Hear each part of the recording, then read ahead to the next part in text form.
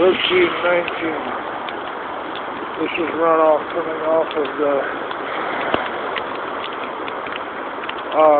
south side of Highway 60 from this waterfall right there on the north side of Highway 60.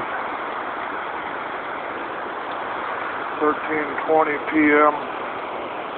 by 22nd of January 2010.